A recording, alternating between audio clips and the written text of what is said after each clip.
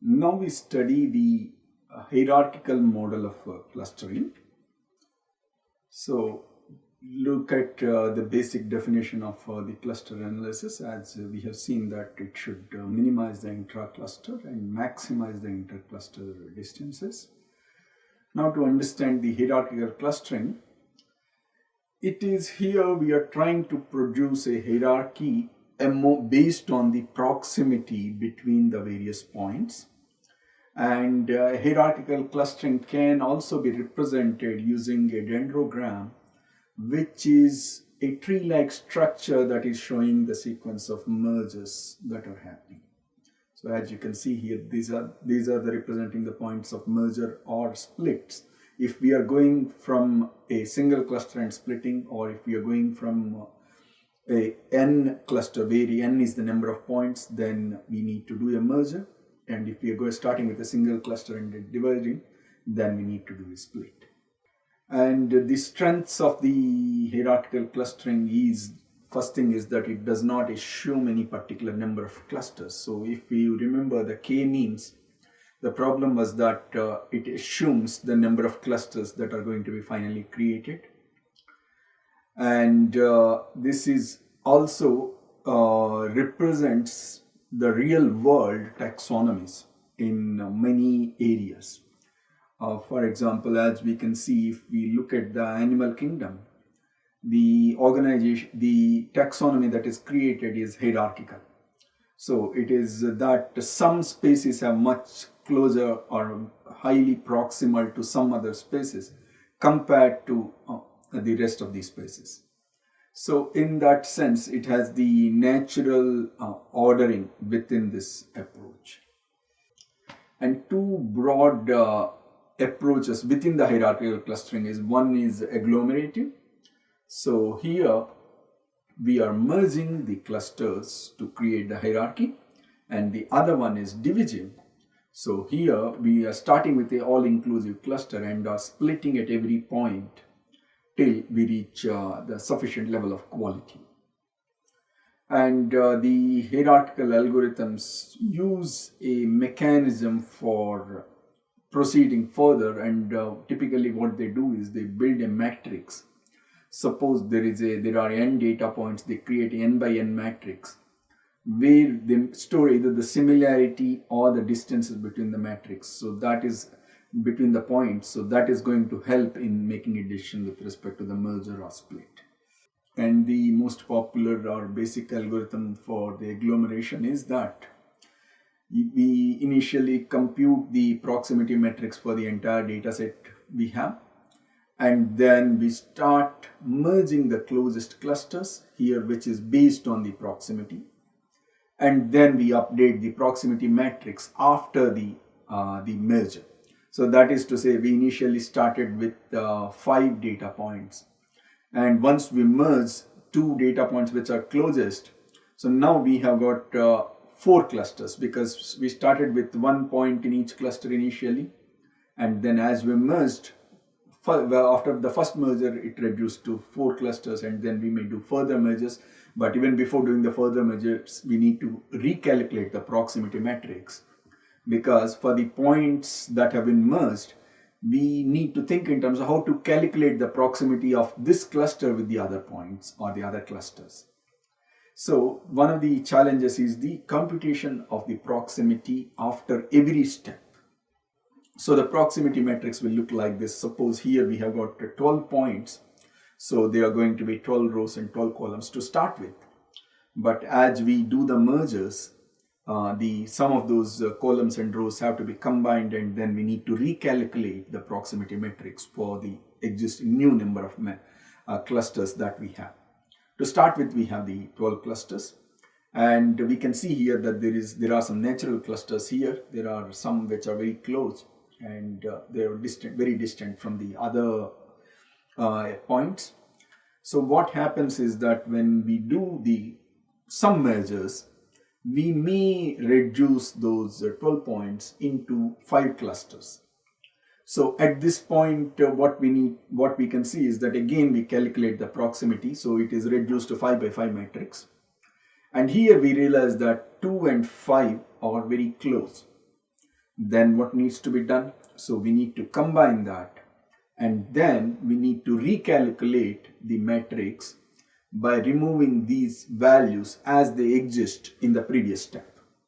So we need to recompute the proximity matrix. Then we will have 4 clusters and then 4 by 4 matrix that is going to represent the proximity. And how do we calculate the proximity matrix? There are several measures which we can possibly use, and none of them are perfect. So what we can, in the sense that some of them are easy to measure or calculate, and some of them are very difficult to calculate but maybe more effective than the simple ones. So if we look at one of the simpler ones, it can be the minimum. So if we have 2 clusters, we need to look at the proximity between the clusters. Then what do we do is that we look at 2 points which are representing the minimum distance between the 2 clusters. If we look at the actual points, it is possible that we will take these 2 points and we measure the distance between the 2, and we say that this is going to be the basis for determining the proximity and then taking a decision in the future on whether to merge the clusters or to keep them apart. And similarly, we can have the maximum, group average, and etc. So if we use the minimum, it looks somewhat like this. And then we are going to, at every step, we have to do between every 2 clusters. So we need to fill in this entire grid. That is important. So at any point, for example, here we have the 8 points. So what it means is that there are 2 clusters. So now it is reduced to 2 by 2. But assuming that there are some 10 points here, 10 clusters. So it is going to be 10 by 10 matrix. And in each case, that is going to represent the minimum distance. So instead of minimum, we can also take the maximum. So in that case, suppose that the clusters are like this. The maximum is that among the points. So this, as you can see here, these 2 points are representing the maximum distance that can exist between the 2 clusters. So that can be one way in which we can look at the potential for the merger of these clusters. Or we may take a group average. So a group average looks more meaningful, considering that we are looking at all the points and the distances, all the distances. But as you can see here, once we start doing it, the computational complexity is going to significantly increase. Once we have 100 points on this side, 100 points on that side, 2 clusters, we know that we need to consider thousands of distances before we can get the group average. Or we can think in terms of a centroid and then measure the distance. Then the challenge is to calculate the centroid first. We need to identify what is the mechanism whereby we find the centroid, and then we are going to determine the distance between the 2 centroids. And we may also have the other approaches which are based on some objective functions. So that function can consider all the attributes and can give appropriate weightages or the suitable normalizations, and then may think in terms of the or even the neighborhood may be considered before you calculate, you consider the 2 clusters or proximal. So if we are considering, we are trying to do a hierarchical clustering using the minimum. So it is going to be, let's say we are looking at these 6 points. Then what is going to happen? First thing is that we are seeing that the distance between 3, 6 seems to be the minimum among all the distances that we see. This is, first we need to compute a 6 by 6 matrix. And when we compute the matrix, we will get the distance between 3 and 6 is the least. So that we are going to merge into a single cluster. Now we have 5 clusters. So we need to compute the 5 by 5 proximity matrix. And then we may realize that 2 and 5 have the minimum distance among them. And as you can see now we have got 4 clusters. So 1, 2, and then there are 2 other points which each of them is we can consider to start with a cluster by itself. So now if we are looking at the distance, so as you can see here, so we will look at these 2 clusters, the distance between 2 and 3, that seems to be smaller compared to any other distance. So it is likely that we are going to combine these 2. And then we are going to look at the minimum distance that exists for 1 and 4 with respect to points in this cluster 3. So that will lead us to join 4, because 4 seems to be closer to 3 than 1 to any other point. And then finally we are going to get a single cluster that combines all of them. That is the final step. So we will proceed, and then we reach a set of a way in which we create a hierarchical clustering.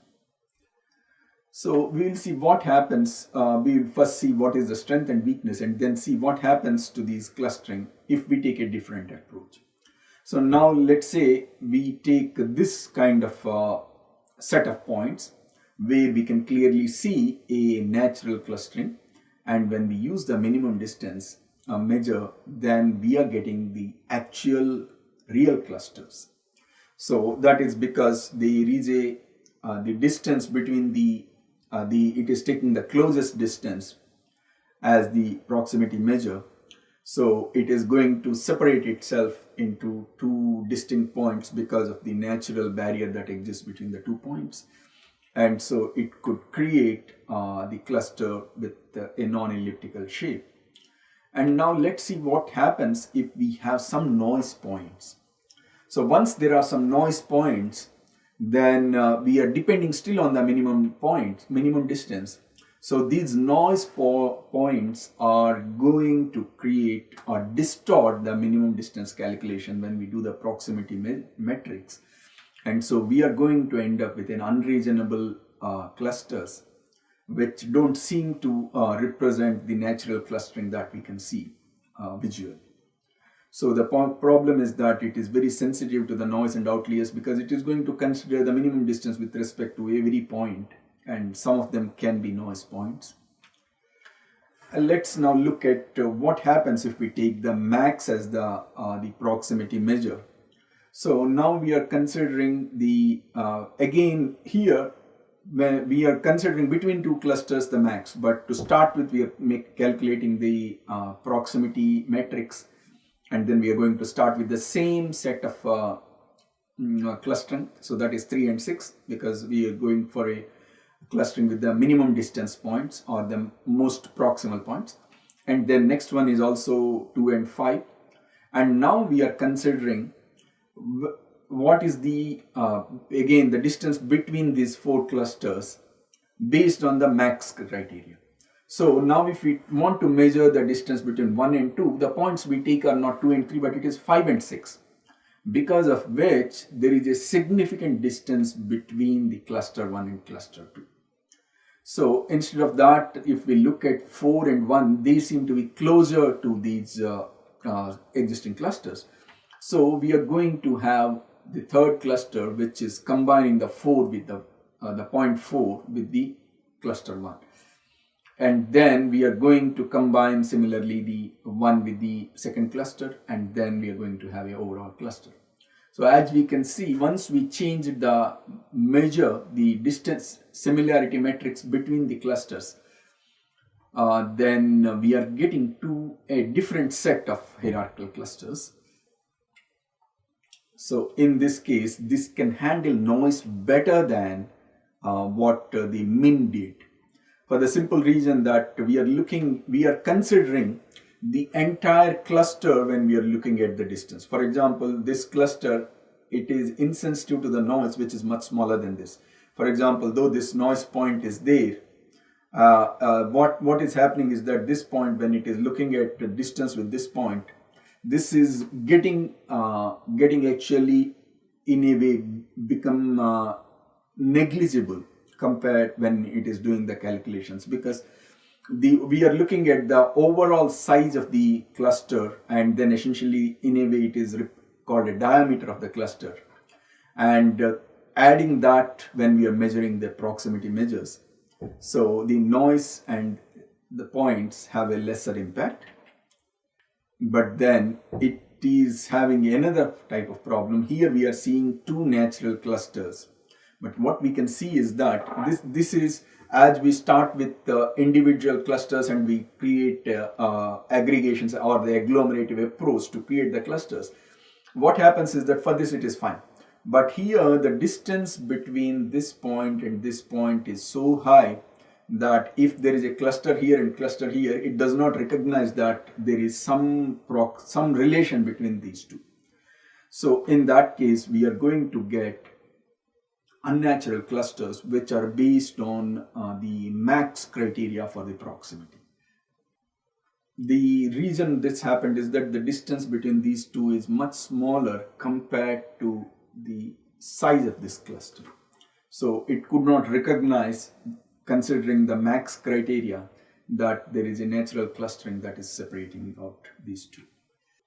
We can take a group average. In that case, we are going to get somewhat different. So we are going to compare it with the point that is in the center, and then now the center has shifted to here and this is here. So we are going to get a different set. So effectively what we are saying is that by using different proximity measures, we are going to get different forms of hierarchical clusters. So we will look at another simple approach that is used in the hierarchical clustering, which is a minimum spanning tree. So here what happens is that this is a tree, and minimum spanning, in that sense all the points are connected, and so we have a n points in the space, so we are going to get n minus 1 nodes. And what happens is that in this case here we start with any point, and at each point we are considering the closest point to this, and we are creating an edge, and thereby we are creating a spanning tree which is representing the edges to the closest. For example, for 2, it did not bother to create an edge with 1 because the 5 is closest. Similarly, at every point it is trying to create an edge with the closest point. And now we may be able to create clusters by identifying the edge which is representing a maximum distance. So if we break along that, we will get the two clusters. But as we can see here, this is again depending on only 1 point relationship. So if we are considering that there is one edge which is representing the maximum distance, so we break it along, we break the edge, then we are getting 2 clusters. Then we are not considering the relation between with the other points or the density of the points, etc. So in that situation, it will apply only when there is a uniform spread and there is a no distinct shape. So we may be able to get a cluster using this minimum spanning tree. And the minimum spanning tree algorithms look like that. It is relatively a simple algorithm and can work only in very restricted situations. So here what we do is that every point we create a minimum spanning tree to start with, and then we do a divisive hierarchical clustering in order to create the set of clusters. So what we do is that at every point we break the link corresponding to the largest distance, and then we are creating a new additional cluster. So we may do it until we have a singleton clusters remaining, or based on some other criteria we can stop division further, so that we are going to get set of clusters. And then we look at another popular clustering algorithm called chameleon. So this algorithm uses both agglomerative and divisive principles, and this is also uses the graph approach.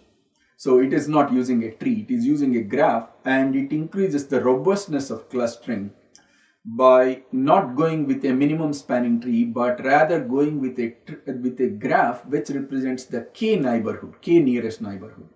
So for any point, it is going to find the k nearest neighboring points, and it is going to create the edge between with each of those points.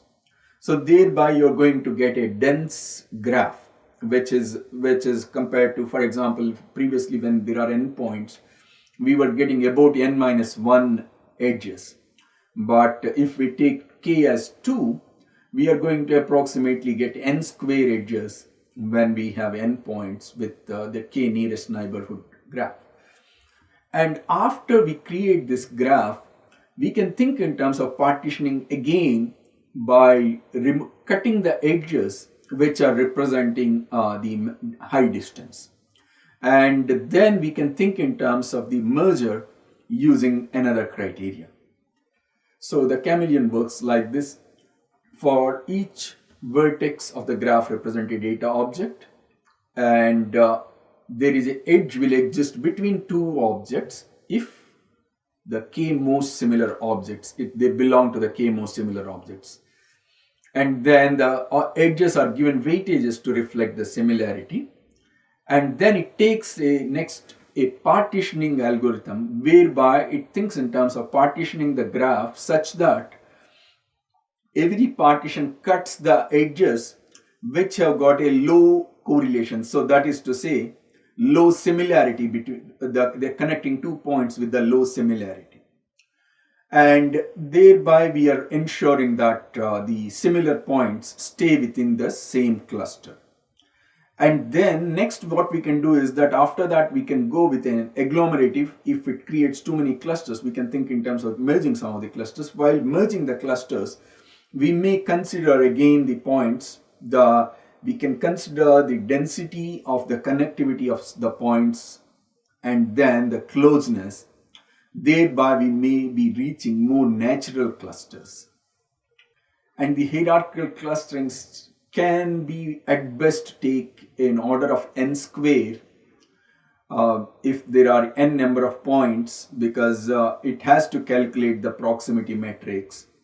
But considering that it needs to do multiple iterations and it needs to calculate the proximity matrix every time, so it may have a complexity of the order of n cube rather than n square.